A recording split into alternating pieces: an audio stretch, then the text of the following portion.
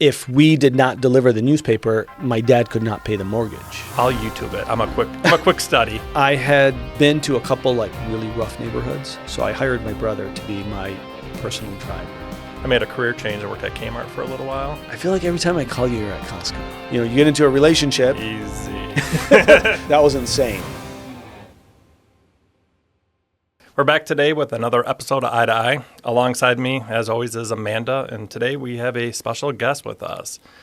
Our guest blends surgical excellence and visionary leadership in the field of ophthalmology. Dr. Basha is a fellowship-trained glaucoma surgeon and also specializes in cataract and refractive surgery. Dr. Basha, when he's not in the operating room or exam room, he is also the owner of the Fraser Eye Care Center. Welcome, Dr. Basha. Thanks for having me. So, when I kind of go through all your introductions, you specialize in glaucoma, cataract, and refractive surgery. I wonder if some people think, how can you specialize in multiple things? Can you kind of help shed a link between glaucoma and cataracts? People develop cataracts and glaucoma at very similar times, in our late 50s, early 60s. So there's a high correlation in terms of when people start disease and actually when we manage disease. So when we start managing glaucoma, sometimes we start you with a laser, sometimes we start you with a drop. But at that particular time, we can actually do a cataract surgery that has a glaucoma stent to it as an add-on. And it really helps manage both issues. So it never started out that way. Glaucoma usually was a separate, in terms of management. You managed glaucoma separately as glaucoma came on.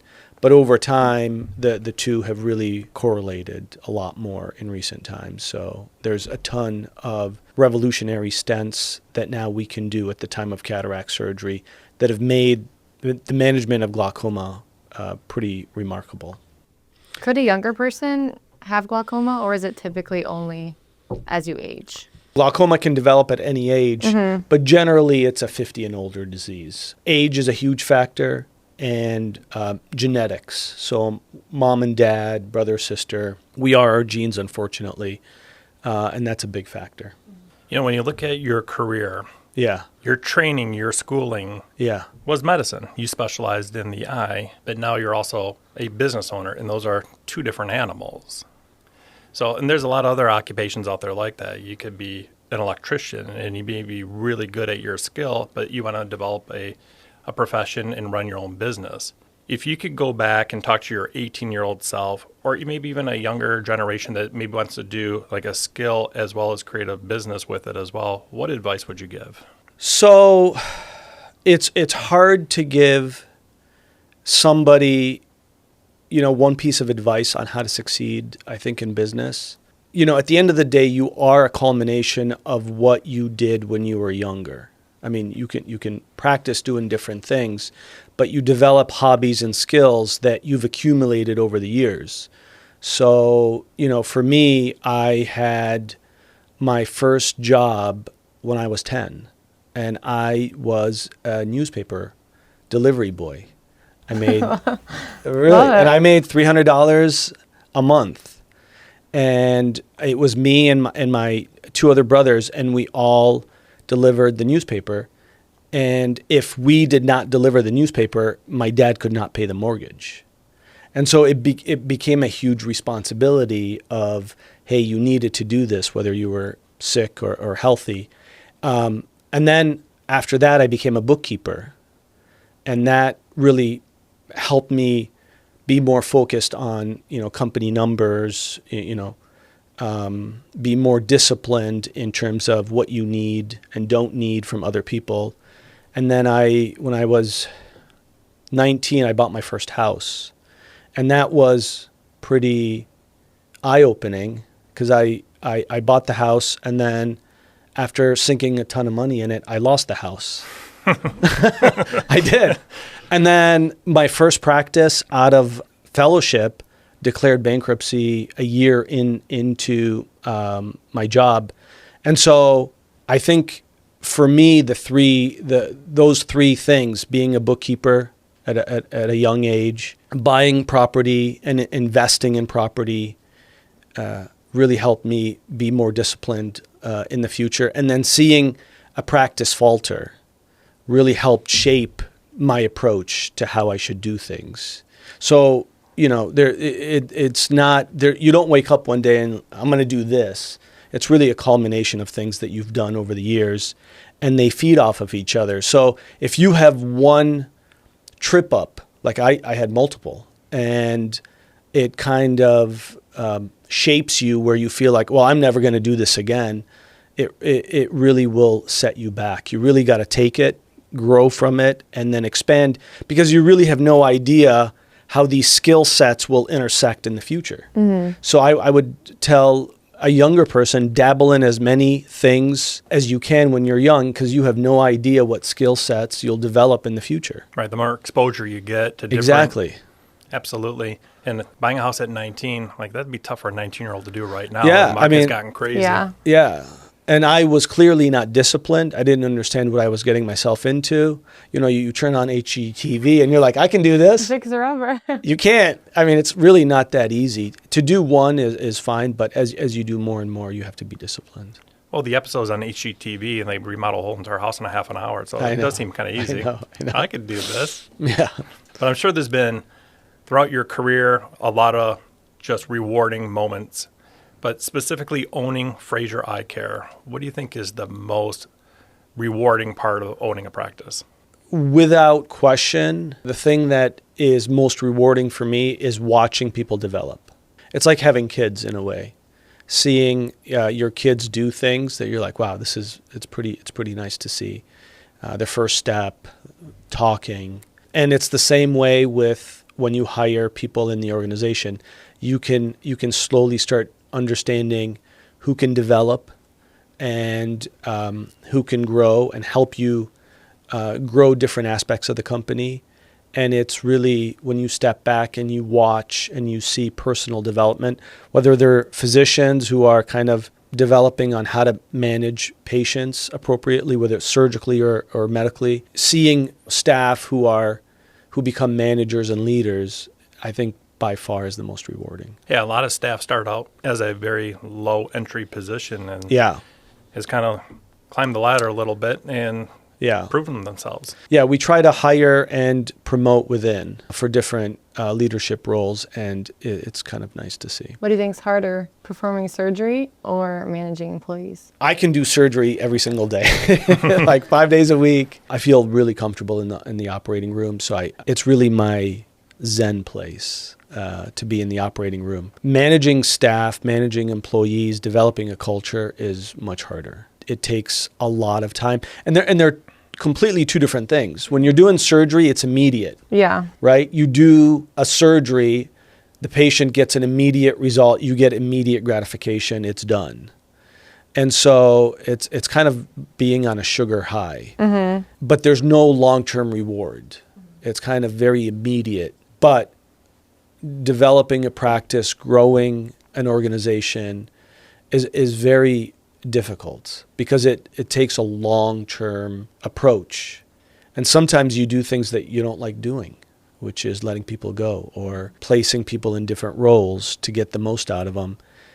But it's more of a long-term approach. And so they're completely different, but the latter is definitely more stressful. So you have to remind yourself all the time of what your mission is, because you'll go through bumps, and at times it's very agonizing because you think about it all the time when you lose people that you wish you didn't, or people don't develop in the way that you hope they would. It's like watching, again, your kid fail over and over. It's not an easy thing to sit there and watch. So you have to remind yourself why you do this. And it's not about money, like, at all. Some organizations are built about, can the owner maximize or the shareholders maximize the most amount of money possible? Because it's not about money. Yeah. Because if it's about money, you went into the wrong practice, the wrong organization, the wrong field. You want to make a good living, don't get me wrong, but it's more than just money. You've been the owner for over 10 years, and the practice has expanded quite significantly. Yeah. But at the end of the day, you spend more time with your coworkers than you do with your own family. 100%. You're with them 8, 9, 10 hours a day, 5 to 6 days a week. To your point, when you want to see them succeed, you want to see them grow. Absolutely. It is just like your kids. Yeah. I mean, you think about it 24/7. And, one thing I've learned is you can't have all your eggs in one basket. In anything that you do, you're as strong as your team, whether personally or professionally. I think sometimes when, people get married or they start dating or they're in their 20s, they assume financially they're going to get everything from their partner and emotional support and hobbies together. And you realize as you get older or as you do this, you got to maximize what you can get from different people.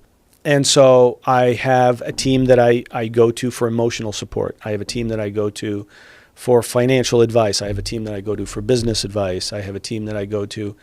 And so when you do have a setback at work or personal, you know who to kind of deal with. And I think that's one thing that I've learned that has really helped me quite a bit. So I have a business coach that I work with every single month. I have somebody else I go to for, this and that. And you really, if you want to do well over the years and try to limit the setbacks emotionally and personally, is you have to diversify and you have to make sure that your team is you've got to develop a team.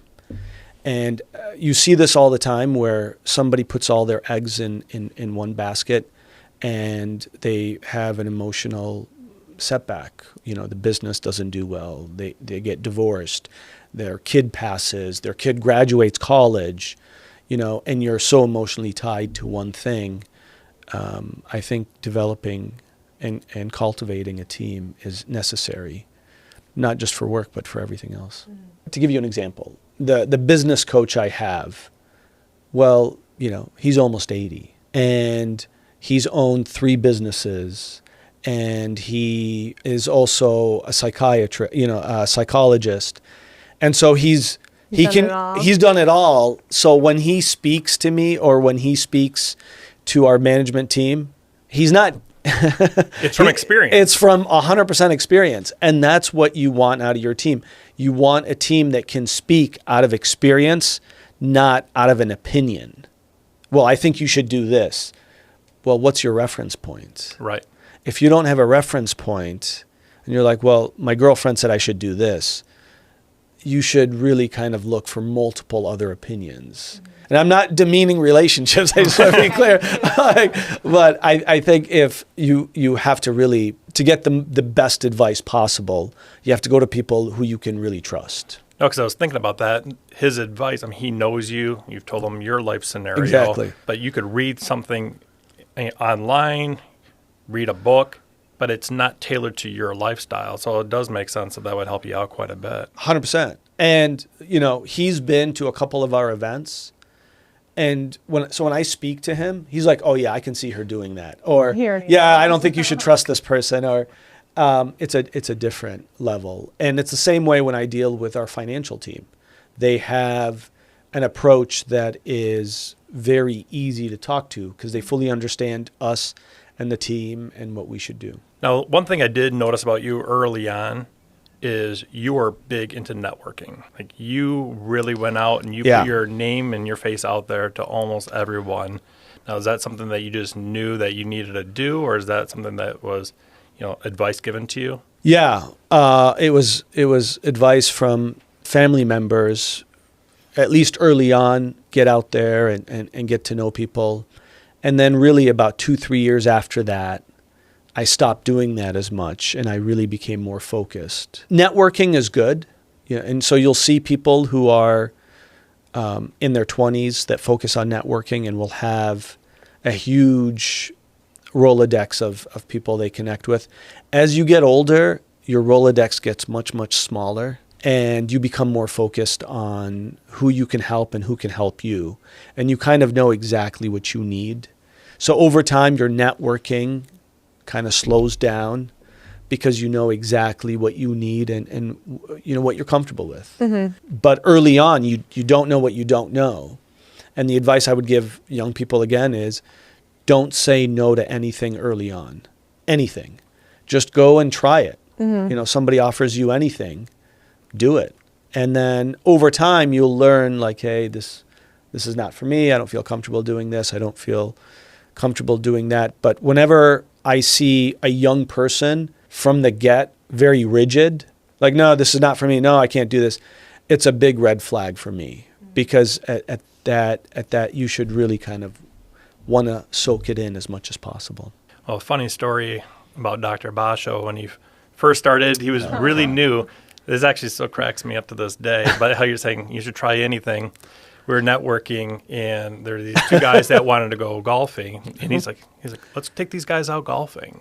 Yeah, I remember that. And I'm like, well, I'm not that great of a golfer. And I'm like, do you golf? He's like, not really, no. At that point, I have never golfed in my entire life. Have you swung a golf club? Never. Oh. But, so I can give this a whirl. I'm like, I don't know. Like when you stand in front of the clubhouse and everyone's watching you, and you hit a shot into the lake, hit a tree or whatever, it's like, ugh. I'm like, people play this game for 60 years plus of their life, and they still are not very good at it. He's like, I'll YouTube it. I'm a quick study. You can learn anything. What's wild is if he did do that, he was like driving at 300 yards. I'm like, Did you guys go? No, actually, one of my mentors, Dr. Chakowski, the founder, he took me aside and he's like, I heard through the grapevine that you're taking some doctors out golfing. And I'm like, yeah, what's wrong with that? He's like, that's a horrible idea. You are not doing that. I was like, oh, okay, that's a good conversation. Noted. But he did have a good point in a way. He's like, you want to be this elite surgeon. Yeah. You're showing them your surgical skills and how great you are. Yeah. You can't go out there and hit a golf ball to the women's tee. You got to carry yourself there as well. Yeah, 100%. He was always concerned about kind of the image that you promote. And I just have a different approach, right? I like say yes to everything. Let's do this. I've never golfed. Let's try it. How bad can this really be? Right. Well, unless they were really bad too. Were you going to practice before or just go for it? We talked about it. And I was like, I was going to watch Happy Gilmore and go with it. Right. That just came out. You should watch it again. I did. Was it good? I didn't see it yet. It was bad. Was it? Yeah. Did anybody else watch it? No. It was rough. Yeah. He's old. He's much older now, so it's not the same. Well, the first movie was like 30 years ago, right? Yeah. But I heard there's like 74 different cameos in that movie. It was huge. Yeah, it was huge, but it was funny. Great. Now you disappointed for me. I want to watch it. I watched it for 30 minutes, and then That's it? You didn't get through it? I couldn't do it. It must be pretty bad then. It was rough. What if Adam Sandler's watching this? He probably isn't. Let me tell you. We'll tag him. You never know, but I highly doubt it. You'd have to give him a discount on LASIK surgery then. Yeah, right? We'll do something for you. When you're in the operating room, you do different surgeries. Yeah. Is there a favorite surgery like to do? Like you could have two cars and be like, that's my favorite car. Is there a particular procedure that you do that you're like, I love doing I've this? done, now so many I've done close to 35,000 of these. At this point, there's really not much that I haven't, that shocks me kind of in the operating room. But a difficult case from time to time is kind of nice. So somebody that, the case goes south. It's a little challenge in the operating room. Just because it's different. It's different. But you do some trauma cases as well. Yeah. Do you like those? I do. Because that's obviously completely different than the normal. 100%. Yeah. From time to time, you want that. You want a little diversity and variety in the surgeries that you do.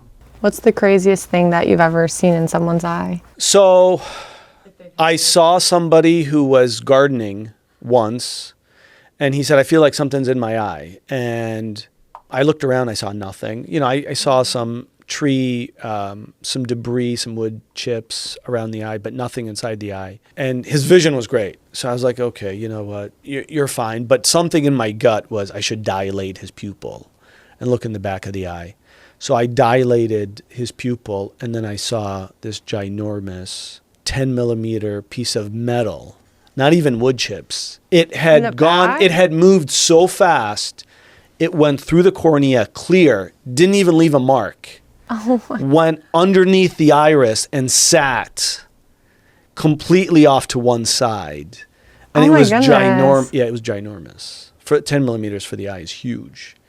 And the pupil looked normal. The lens looked normal. His conjunctiva was as white as can be. It kind of reinforces. Right in there. Yeah, it must have gone so fast, but it reinforces why we have to dilate eyes because you never know what's inside the eye. People hate dilation, but it's important.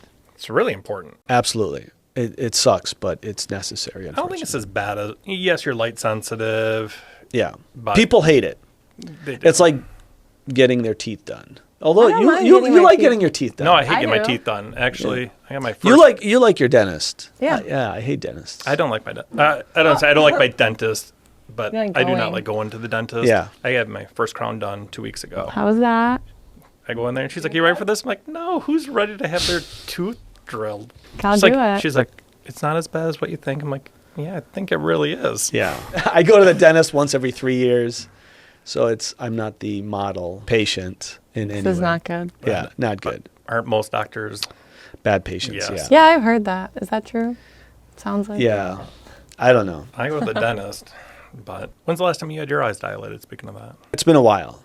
I think you actually dilated my eyes maybe 3 years ago. You're due. I am due. I know in the operating room, some patients will talk about like the music being played. Do you play music? I play it very loud. But do you play it for yourself? Do you play it to keep the nurses calm? Do you play it to keep the patients calm? I think it depends on the staff who's in the operating room. Some of them will play music that they want to hear, and some of them will appease the surgeon and play music that they want to hear. And so every staff member is different. I go with the flow up until if I feel like I need to focus more, I will change the music and play what I'm in the mood for. But I do play it loud to kind of cut all the noise off. And for me, I find it beneficial. And sometimes I'll start singing as if nobody's there, like you're in the shower. Patients have mentioned, I'm like, was he singing in there? I'm like, was it a... I do sing. Hey, did he have a good voice? She's like, no, that's my head. I know. I get that a lot. I suck. But it's a part of surgery at this point. Through your training you've done, everything in residency, fellowship. You also went to India to kind of get more experience on hypermature cataracts. You've done, you said, like 35,000 cases. Doctors refer patients to you for your surgical skill. But do you ever get a patient in your consultation chair and be like, are you any good? All the time. No joke. And they'll say, are you better than this person? And you're just like... Yeah, what do you say back? Yeah. Like, you just don't know what to say because you can't demean somebody else, but you just want to say, Yeah, I meant to ask you when we were talking about music and everything. Yeah. So if Fraser Eye had a theme song, what would it be? Don't Stop Believing. Don't Stop. That's a good one. You had it right away. Right away. I was wondering. South Detroit. We're actually East Detroit. We'll have to put that on the... Put on the Sonos speakers. Right. We got to do it. So I feel like you're a very good predictor of what's to come next, right? With AI, ChatGPT, thank you for turning that to ChatGPT, by the way. Of course. All these new programs are out there. Do you think AI plays a big role in eye care? I don't think it does now, but I think the future will be amazing with AI. Maybe 30 years ago, people just took what the physician would tell you and just kind of go that way. Right. And that's fine because I think most physicians and surgeons, I think the vast majority actually are looking out for their patients. But the problem is you do have a segment that aren't. And then add to it, there are things that you know about yourself that your physician will never know. Your eye doctor will never know. Your surgeon will never know. And so AI can really be an important aspect to bridge the two. What you know about yourself and what the doctor is telling you and how the two can intersect. And not only that, I think it will help. There's so many doctors that practice medical legally. They do things out of an abundance of caution, worried that they're going to miss something and then they're going to get sued. I think AI will really help us be more focused on what somebody really needs, what testing we need to order, what medications we really need to have. And again, I don't think this is going to happen overnight, but I think in the next 5 to 10 years, this will be the standard. And then the last thing I think is, and we saw this when Obamacare was becoming a thing. One thing that I still remember that made sense to me was in the government studies, 30% of all visits to your healthcare provider were not necessary. 30%. And when we purchased some practices and we analyzed their office visits, about a third of all their office visits were really unnecessary. And so that number really stuck with me as something that was really factual. And we're just one specialty of one area in the U.S. I think it'll also help in that regard, help patients really figure out, do I need to come to this appointment or not? What should I order this blood work test or not? Does this make sense or not? I think it'll strengthen the ties, and it'll make healthcare more efficient. That's what I believe. And I think AI can do that. Mm-hmm. It's kind of doing it right now, like you said. Yeah, I think AI really can do that. With everyone's electronic medical records, it can really be integrated in it. 100%. It'll be more focused, more nuanced. The thing that people hate the most in anything is change. Yeah. Yeah, I mean, think about how hard it is for you to change yourself. And then change forced upon you is the worst thing possible.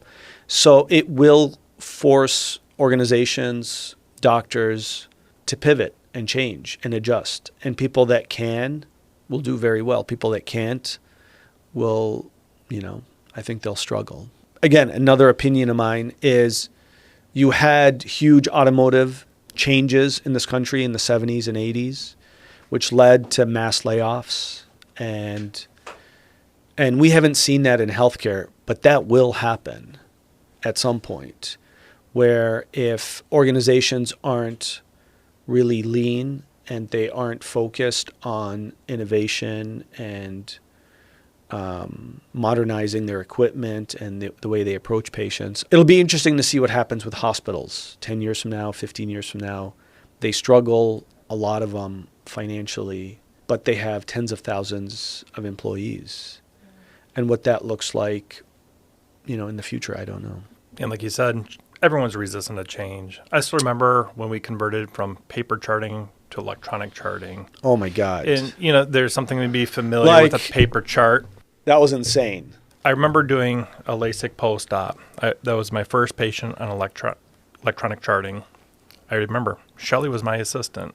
I remember which exam room I was in. The exam should be quick. It's nothing difficult. It took a half hour because we really didn't know how to get it through the computer. I was like, oh my God, how long? What is this going to do? We're going to have to be here to midnight to get through everybody. And it was just difficult in that transition. But I will tell you, at this stage, I could never, ever go back to a paper chart. Absolutely. Now if the power goes out, people are like, oh, paper. People freak out when they see paper. Yeah. But I remember doctors coming up to me when we transitioned, and they're like, this is never going to work because I can flip and find that page right there.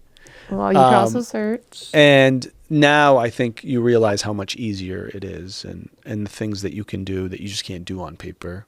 And everybody has the same handwriting. You could read everything. Before, people kind of... That's true. The handwriting wasn't the greatest. And it was hard to kind of, if a patient's going between doctors, what was written down last time. And it was really hard to kind of figure out what was the plan that the doctor before you had wanted. Not to say that it wasn't... This really kind of standardizes how we approach things. But I think AI will take that and increase it by multiple. And there's already, different companies have actually tested this where they know you're coming in, they'll send you information to fill out, and based on your information, they will make suggestions for your surgery, for cataract surgery before you come in, and they send that information to your doctor. And then once you get the testing done, it kind of solidifies your options further. Even before you seeing the physician. So I think that kind of stuff is what will become standard. And once you get through that initial shock, kind of get through it, it does smooth out. It does get a lot better once you get used to it. Yeah, 100%. But everything evolves. The automobile has evolved over the years. Surgery, cataract surgery, and different medical procedures have all evolved. So when we had charts, I mean, think about it. We see almost 100,000 patient visits a year.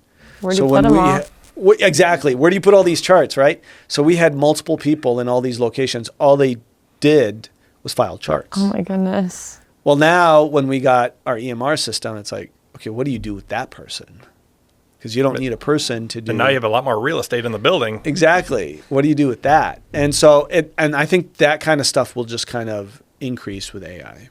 Yeah, it still cracks me up, like my mom, and then, some people even say, I'm like, I can't believe these kids aren't being taught cursive anymore.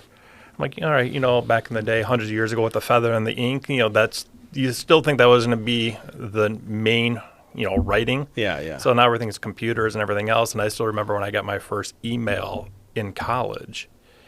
And I'm like, why are we doing What did the email say? I have no idea because I didn't even have a computer. How'd you get the email? I remember I was in this. How did you get the email? Well, for a hot minute, I was a computer science engineer. Go figure that one, right? Oh my goodness. Right. It was a little bit different back then. Crazy. Damn. But the prof said, all right, I'm going to email you the syllabus or whatever. I'm like, do you even have an email address? I did. It was the first, when I was in college, I got my email address. But I'm like, just give me this sheet of paper. And I'm like, now I got to hoof it across campus, go to the library, hope I get on a computer. And it was back in the day, it was kind of like dial-up internet. It was very slow. I don't know if you remember or heard about that back in the day. In the ancient years. Get on there, get this thing for like a little piece of paper, a little, 5-sentence thing. I'm like, what a waste of time. I'm like, this is stupid. I don't want to email.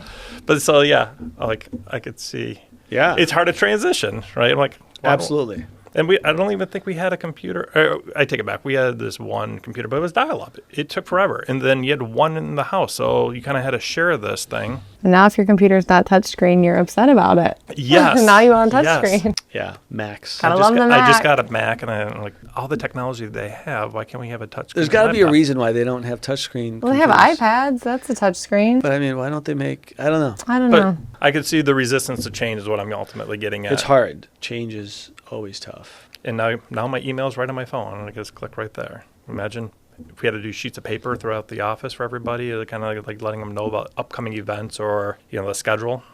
That's the way it used to be. The schedule was posted on the wall. You had to go look it up or photocopy it. Very true. So owning a practice, what would you say was your most expensive mistake? Oof. That's a big one. So we've had a bunch. I can't think of one mistake that I would say is the worst, but we've had some ones that have cost us hundreds of thousands of dollars. What I would tell you is when you own a business, things are going to happen. And you have to realize what kind of culture you want. If the culture is every time you make a mistake, you're going to get fired, it's just not going to sit well with people. You're not going to do well. I think the goal ultimately is, did you learn from it? Can you grow from it? Is this person the right person for this particular role? Have you set a plan to kind of improve things? And if you could do that, then I think the mistakes that happen are okay because you can kind of move on.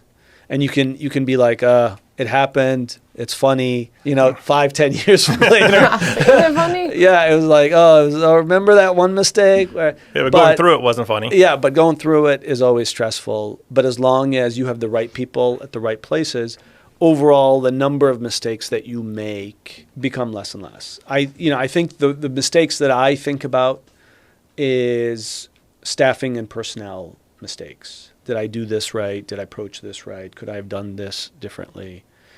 Those are things that I can control. In terms of what others make mistakes, as long as they grow and they learn from their mistakes and we move on, I think it's natural to have mistakes happen as you grow.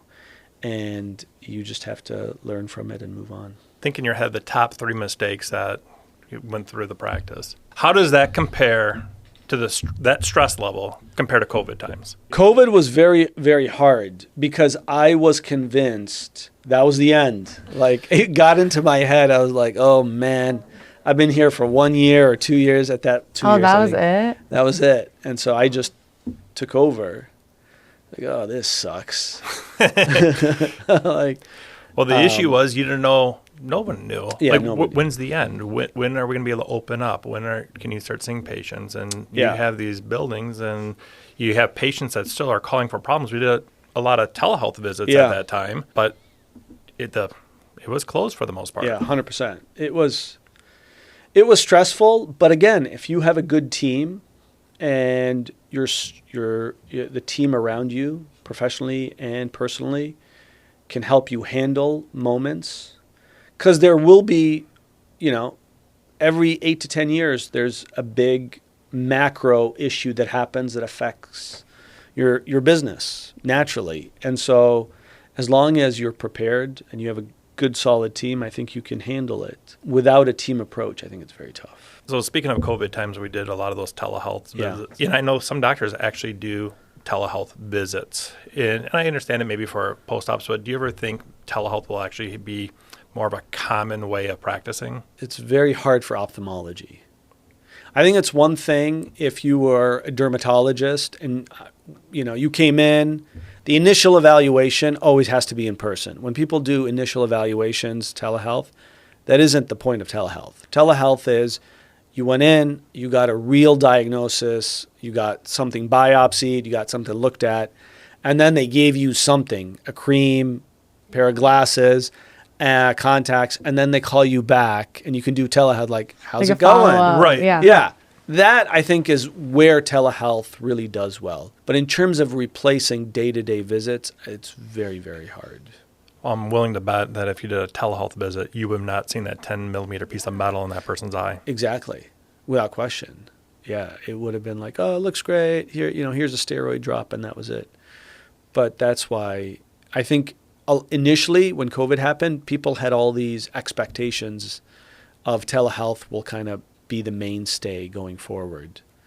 But it's really, at the end of the day, what we do requires two people interacting, and it requires face-to-face. I think some visits can happen remotely, whether it's a phone call or online, but it's a very intimate thing. It's like being with a therapist. You can have your therapy sessions, on your phone, but it's different when you're in somebody's room. They can see your expressions and they can feed off you. It's just a different experience. Yeah. Right. I imagine the therapist. How you feeling? All right, cool. Yeah, I mean, it's just. Yeah. Yeah, it's. I think it's different. I think there's a role if you have an immediate thing that you're not close, or follow-ups, but outside of that. Have you ever had a telehealth visit of any sort? I have one coming up Wednesday. Really? But I did go in 3 times, and then it's like following up on how the medication is. So it makes sense that I wouldn't have to go in for that. Yeah. Are you feeling better? No. Yeah. Okay. I'm good. She's not. Yeah, kind of. We need to dilate your eyes. I am due for my eye exam, actually. So I'll come see you. But I think exactly what she said and what you just mentioned. Yeah. Like, if you could do something, just have, how are you feeling? How are you doing after like this surgery or whatever? And maybe not as much as with the eye, but you could at least get something. And not everybody can get into the office, right? Whether they're working, whether they don't even have a driver's license, or they have to rely on their kids who are working to get them in. So on that, after I left my practice, after my first job out of fellowship ended, I worked for Medicare. And I did in-person office visits, like in-person, like to your house visits. Oh, no. Yeah. That could be crazy. Because there was no telehealth at that time. So that was the next best step is, well, let's send these doctors out to your house to examine you. And that was insane. How many houses would you have to go to a day? I would go to 10 houses a day. And they could be anywhere? They would email you a list of 10 homes to visit. And they would contact them. And usually these patients are older or, severely affected, so they don't have car or transportation. And you would go in to their homes and examine them. And the last house I went to, did I ever tell you guys this story? I think you have, yeah. I don't think I know it. So I go to this house. It was a dilapidated area. And so every other house was burnt down. It was end of November. I still had no idea if I'm going to start working at Fraser Eye or not. And I had been to a couple like really rough neighborhoods. So I hired my brother to be my personal driver. And it was more like, hey, if you see smoke, call 911. Right. Is he like a big dude? No, he was small. But he could call 911. But he could call 911. Whether they show up or not, I don't know, because this area was rough. And it was cold, and you see all these power generators going inside these homes, like And so I knock on this door, I go in, and there's this power generator that's powering the strip. This strip is powering 5 strips. Each strip is powering like 10 burner phones. And so this guy had all his clothes in the middle of the house. And I get in there, and I could tell he didn't want me there. But Medicare wanted me to be there to examine. So who scheduled the appointment, the guy or? Medicare. So Medicare's... Oh, so they don't even want you there in the first place. He doesn't want me there. And so I was like, look, I know you don't want me here. I'm going to be so quick. Give me 5 minutes, and let's do this. I'm examining him. I shit you not. A baby starts crying. This house is completely empty. And so I'm like, is that a baby? And he's like, mind your own business. I'm like, well, I can't because there's a baby crying in this empty house. And no. You know, I'll call my brother on you right now. I know. My brother's outside. And so this baby who was probably less than 1 year old was in a closet just sucking on an old milk bottle. Did you go find the baby? Yeah, I picked him up. And then his mom came in and she grabbed her baby, slapped me, and left. And that's when I'm like, I'm done doing this. It would have been much easier if there was telehealth back there. Right, for sure. Yeah, for everybody. Telehealth. Well, so, my goodness. At that point, you went through undergrad, med school, worked 80 hours a week in a residency program, fellowship training, and then you're doing that. You're like, hell, I'm going to go back my paper route. 100%. Yeah. It was rough. That was the roughest goodness. thing. That was a humbling experience. Did you have any crazy jobs like that? Not like that. I have nothing to compare to that story. No. Gosh, I worked a bunch of different jobs. I probably started working when I was 13. I worked as a caddy, and that was miserable.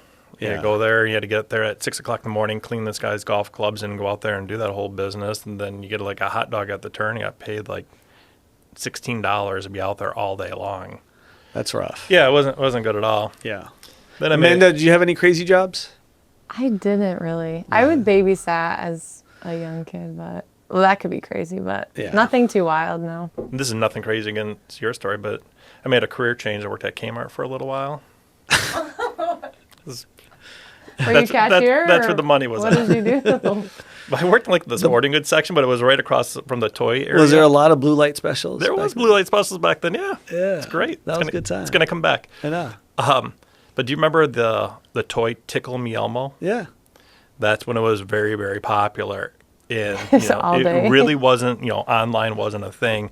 So when that store opened up, I'm not lying, people would all out sprint, elbow each other to come find a Tickle Me Elmo that most of the time wasn't even on the shelf. And if we did, there was like one or two, and they would get so mad. I'm like, what is it? What's the hype about this thing? Yeah. It was crazy. People were crazy about the toy section. And they would trash it at Christmas time, and then we're supposed to kind of clean it out, and I was never very good at that. I know. The crazy But now you have Costco. Ooh. You and Costco. So, all right, $1 million question. Costco or Sam's Club? Costco. Told you. Sorry. I just have Sam's Club membership, so that's where I'm going to go.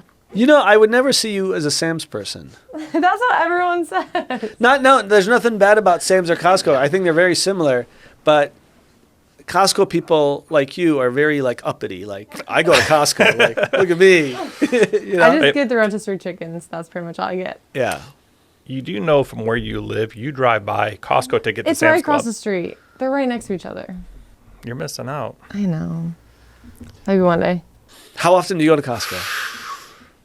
I would love to go once a week, but it doesn't happen. That is the... Oh, don't even. No, bro.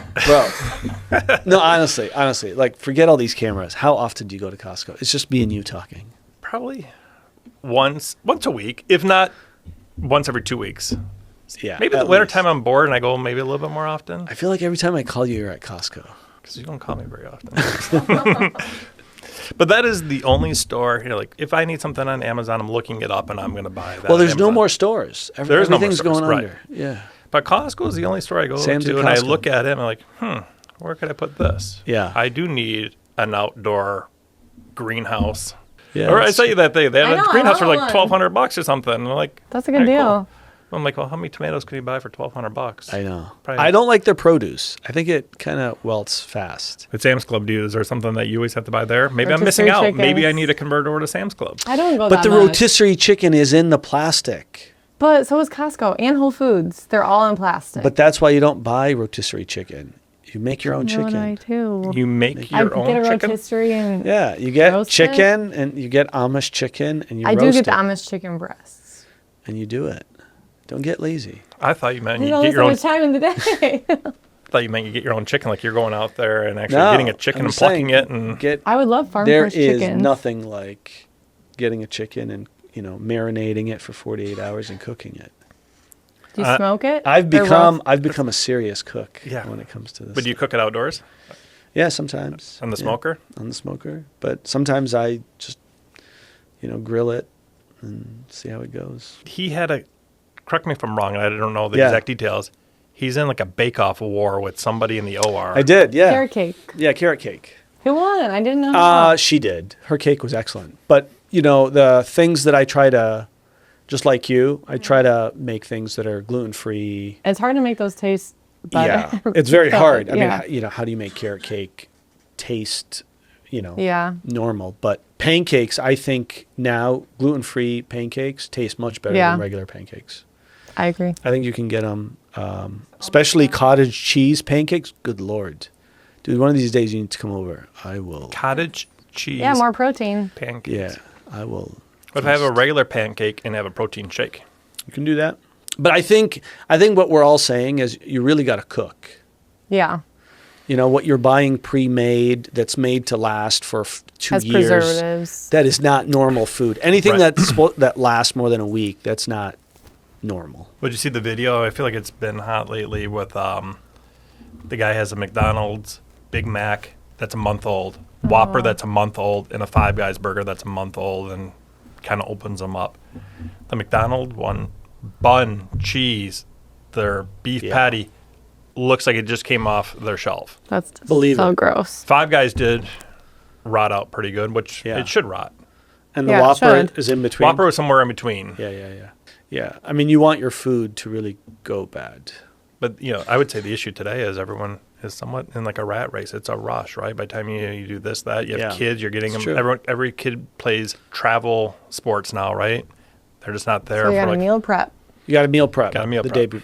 the day before. But I will say, since I started cooking, I feel like I've become a better surgeon. Probably because you just feel better overall. Well, you feel better, but not only that, you start paying attention to, small amounts of things can really have an impact. So you become more nuanced, I feel. What do you mean? Small amounts? Like you're just doing like less sugars, or whatever it is. Like if you did a quarter of this versus a half of this, if you did this versus that, if you start really kind of paying attention to the small details of what you're putting in, and kind of surgery is the same way. Any small move or step really can have an impact on the surgery as a whole. That's another thing where something completely unrelated, I think, has helped. So what differentiates Fraser Eye from other practices? Well, I don't know about other practices. I'll tell you, in our industry, there's been a lot of private equity takeover. And hospitals take over all the time. They go in and buy doctors out. But private equities approaches things in a very, at least hospitals are kind of more communal and local. Private equity, there is no locality that is close to, their purchase of your practice. So we have a long-term approach on things.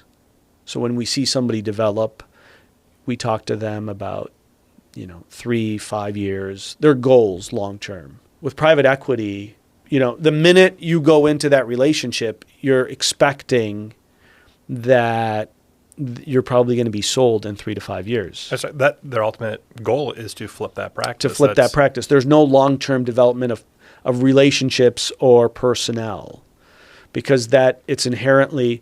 So to me, the way I would liken it is to you getting into a relationship.